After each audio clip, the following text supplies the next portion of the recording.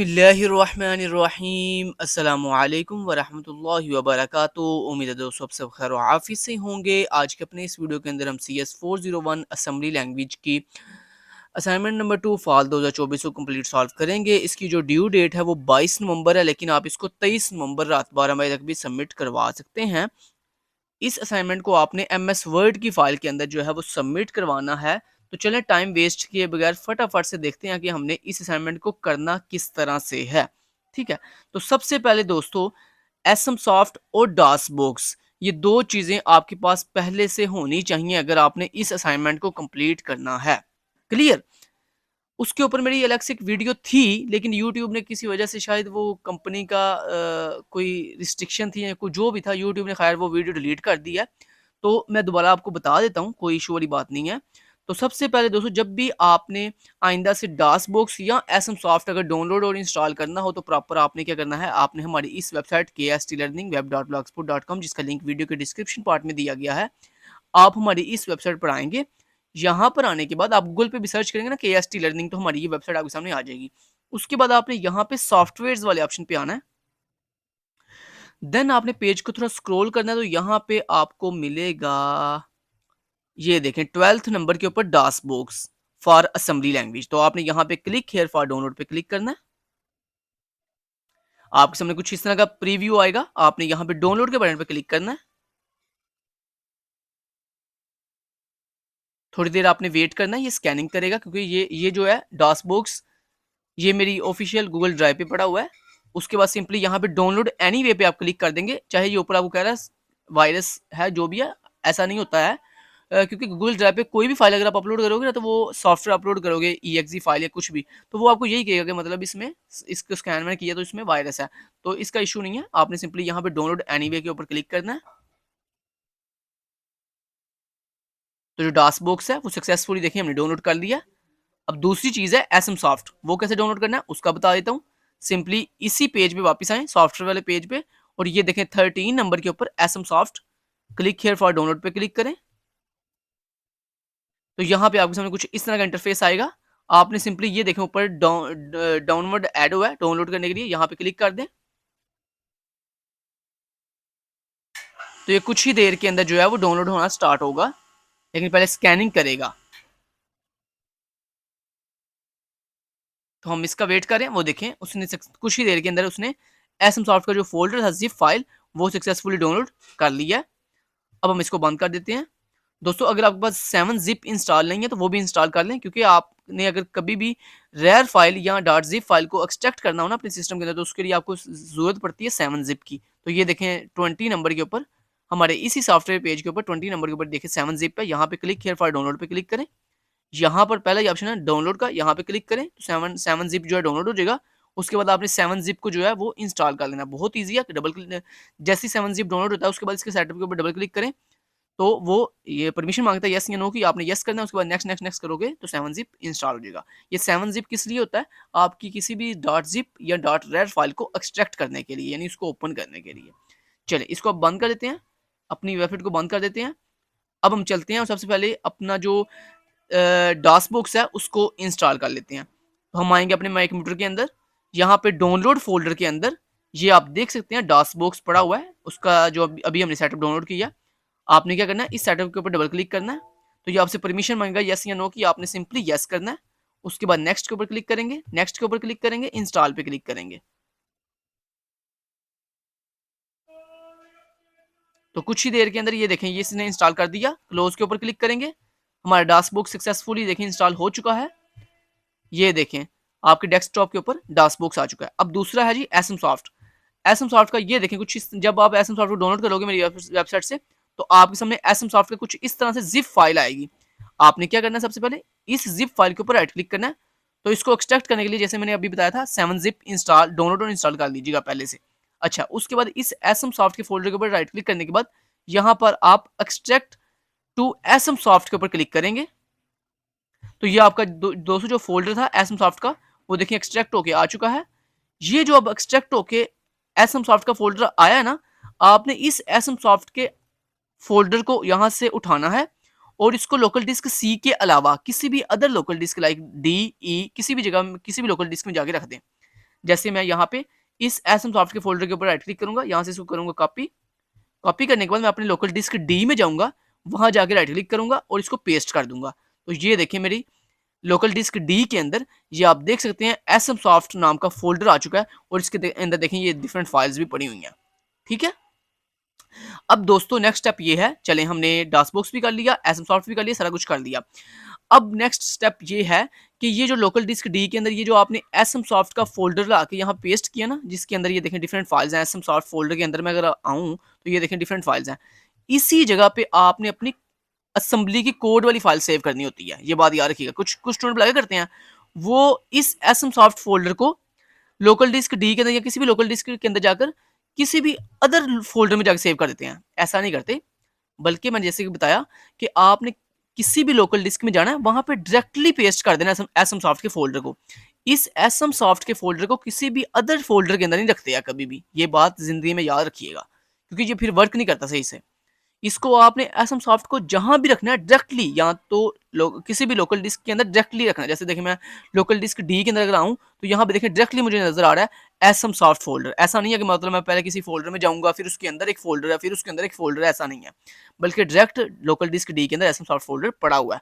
तो इतना बच्चों को इतना बता दिया, फिर भी अगर आप कहोगे मेरा ये एरर आ रहा है, ये हो रहा है, फलां हो रहा है, तो फिर मेरे ख्याल से आपका कोई कसूर नहीं है, आप बिल्कुल अपना माइंड यूज कर ही नहीं सकते।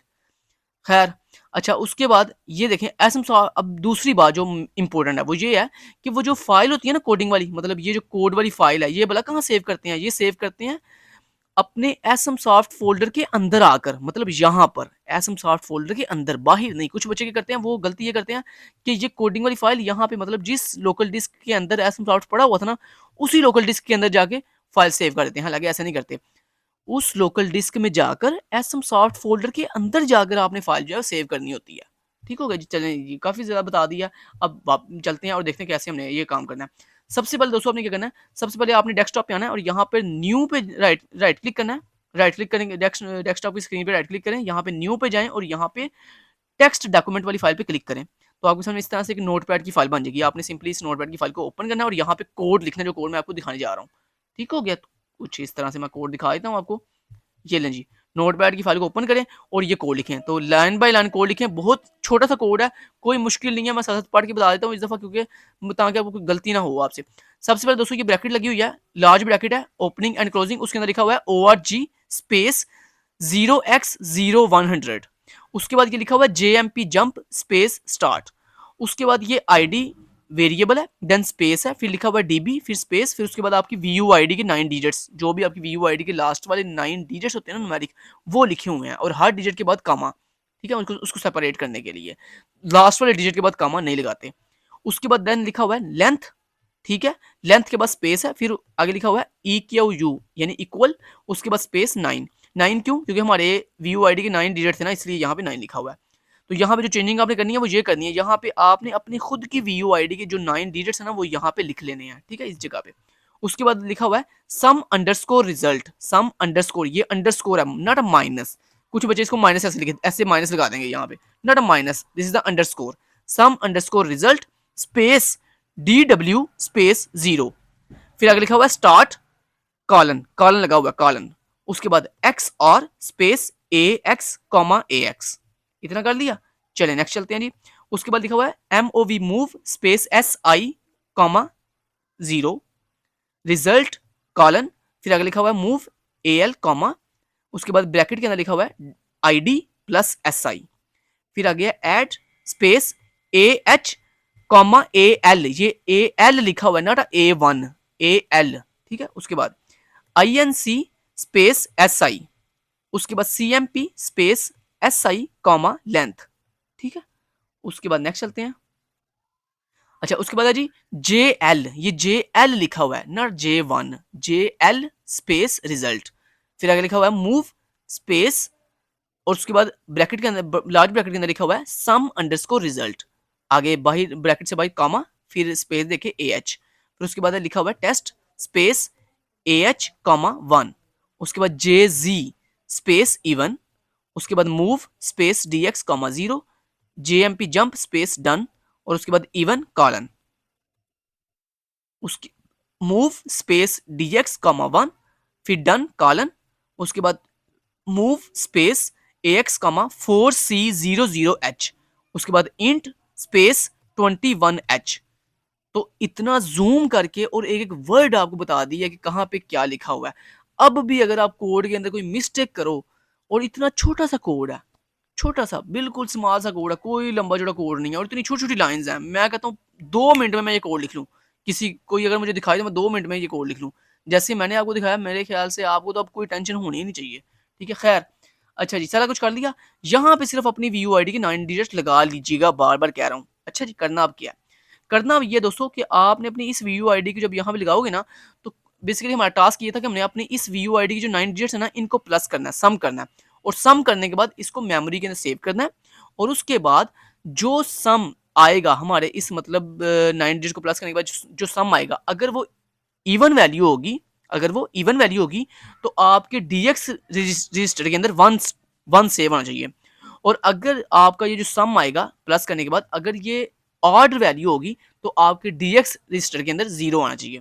ठीक है, अब ये जो मैंने यहाँ पे वैल्यू लिखी हुई है ना 9 डिजिट्स, इनको अगर प्लस करें ना, तो इनका आंसर जुफ्त आएगा, मतलब इवन नंबर आएगा। तो इसका मतलब हमारे DX के अंदर 1 आना चाहिए। ठीक है, चलिए अब इसको करना है कि नेक्स्ट क्या करना है। नेक्स्ट ये करना है दोस्तों, आप यहाँ पे फाइल के ऑप्शन पे क्लिक करेंगे, उसके बाद सेव एज पे क्लिक करेंगे, सेव एज। और उसके बाद ये आपसे पूछा अपने फाइल कहाँ सेव करनी है, तो फाइल कहाँ सेव करनी है बोला, मैंने क्या बताया था बोला, जहां पे जिस लोकल डिस्क के अंदर आपका SM सॉफ्ट फोल्डर पड़ा हुआ ना, वहां जाएं। मेरा लोकल डिस्क D के अंदर है, मैं लोकल डिस्क D में आया। उसके बाद मैं जाऊंगा SM सॉफ्ट फोल्डर के अंदर, तो मैं SM सॉफ्ट फोल्डर के अंदर आ गया हूं। उसके बाद यहाँ पे मैं नीचे से ऑल फाइल सेलेक्ट करूंगा, और यहाँ पर अपनी फाइल का नेम बताऊंगा। तो फाइल का नेम आप कुछ भी बता दें, मैंने खिजर नाम रख दिया, खिजर डॉट। अच्छा, फाइल का नेम जो नीचे से ऑल फाइल सेलेक्ट जरूर कीजिएगा, और उसके बाद फाइल का नेम जो भी रखना है आपने, उसके बाद डॉट ASM जरूर लिखिएगा। डॉट ASM नहीं लिखेंगे तो कोड रन नहीं होगा। दूसरी बात ये, नेम के दरमियान स्पेस नहीं देनी, एक बात। दूसरी बात ये, नेम के अंदर 1 2 यूज नहीं करना आपने। 1 2 मतलब ये ऐसा नहीं 1 2 डॉट ASM, ऐसा ना कीजिएगा। नेम कोशिश किया करें कि अपने नेम से ही सेव कर दिया करें। तो मैंने अपने नेम से सेव कर दिया, खिजर डॉट ASM। उसके बाद सेव के बटन पे क्लिक किया। लें जी, मेरी जो ये कोड वाली फाइल थी, ये लोकल डिस्क D के अंदर SM सॉफ्ट फोल्डर के अंदर जाके जो है वो सेव हो चुकी है। ले जी, हमने फाइल जो है वो सेव कर ली हुई है। अब हम क्या करेंगे, अब हम दोस्तों करेंगे इसको मिनिमाइज। अच्छा, अब हम डास बॉक्स को ओपन करेंगे।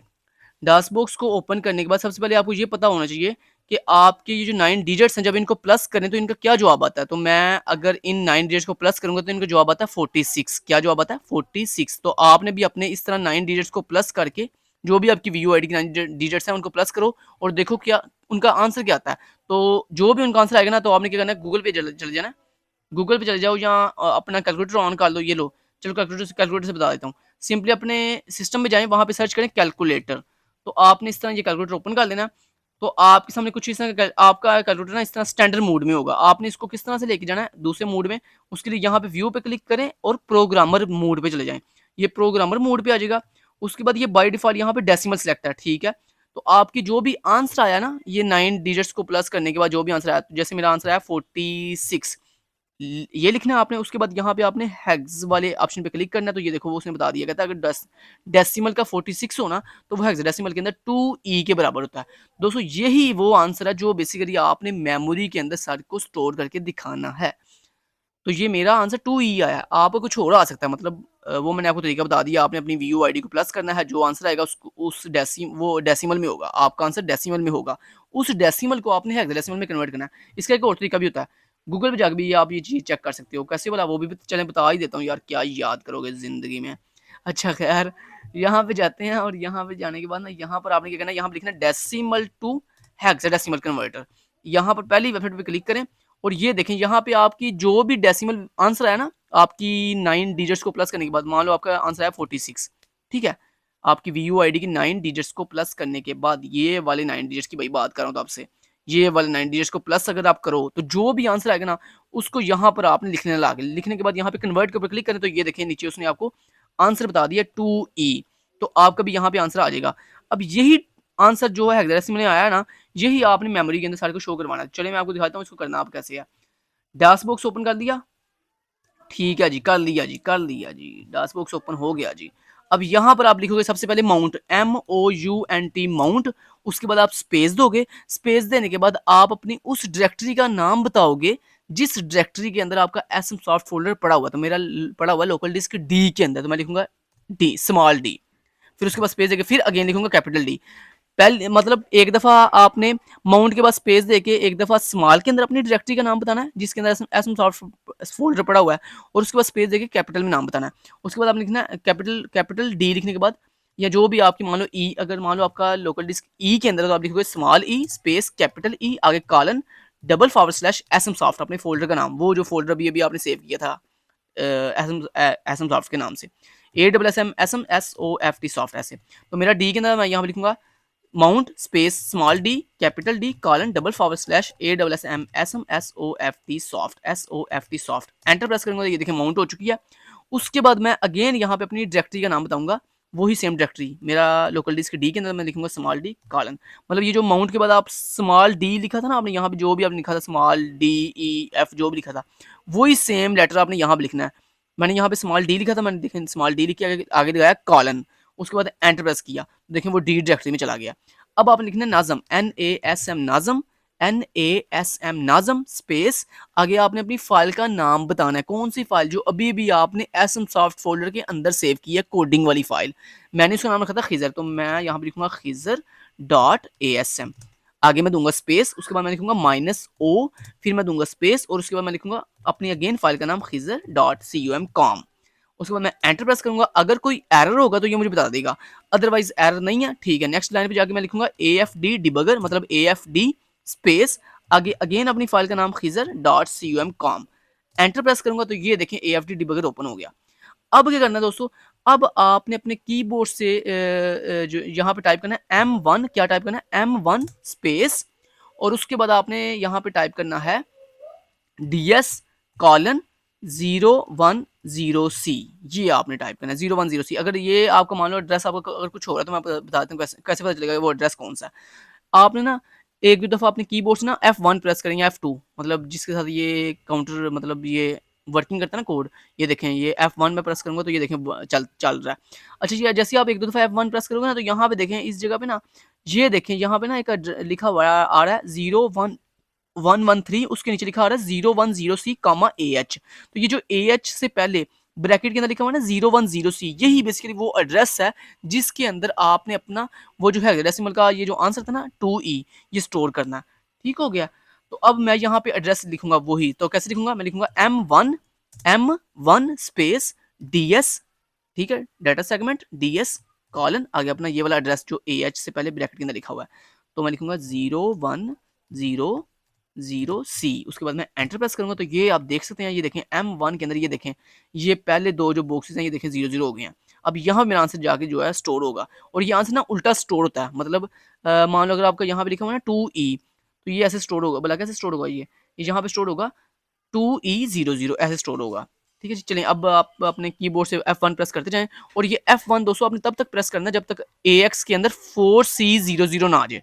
जैसे ही AX रजिस्टर के अंदर यहाँ पे AX, ये मेरा माउस कर से देखें मैं कहाँ पे ब्लिंक मतलब कहाँ पे लेके जा रहा हूँ, ये देखें जैसे यहाँ पे AX रजिस्टर के अंदर 4C00 आएगा ना तो आपने फौरन से रुक जाना, नेक्स्ट आपने मूव नहीं करना। अच्छा ये देखें मैं कर रहा हूँ स्लो कर रहा हूँ, ये देखें मैं करता जा रहा हूँ, यहाँ पे AX के अंदर आ गया 160। ओके अभी AX के अंदर क्या आ गया जी, अच्छा जी, तो मैं ये कर रहा हूँ, वो देखें AX के अंदर अगर गौर करो आप देखो AX के अंदर आ गया 4C00, और ये देखो जरा आपके M1 सेगमेंट के अंदर ये देखें लिखा आ गया 2E, वही मेरा सेम आंसर जो मैंने यहाँ पे निकाला था 2E।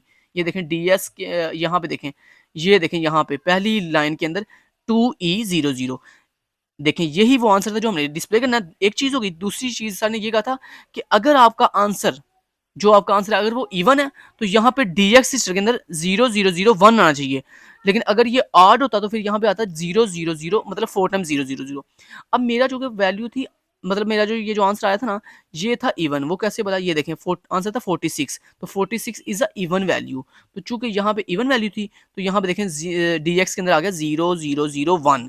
अगर मान लो यहाँ पे होता 45 या कोई भी ऑड वैल्यू होती यहाँ पे, तो फिर मतलब मेरा जो सम आना था, मतलब मान लो ये जो सम आया मेरा, अगर ये ऑड नंबर होता तो फिर यहाँ पे आपको dx के अंदर कंप्लीटली 0 0 दिखाई देगा, फिर ये 1 दिखाई नहीं देगा। 1 सिर्फ आपको dx के अंदर 0 0 0 1 तब दिखाई देगा जब आपका आंसर इवन हो, और अगर आपका आंसर ऑड है तो फिर आपको सिर्फ यहाँ पे आंसर दिखाई देगा, सम दिखाई देगा, जबकि dx के अंदर आपको 0 0 0 0 4 टाइम 0 0 दिखाई देगा।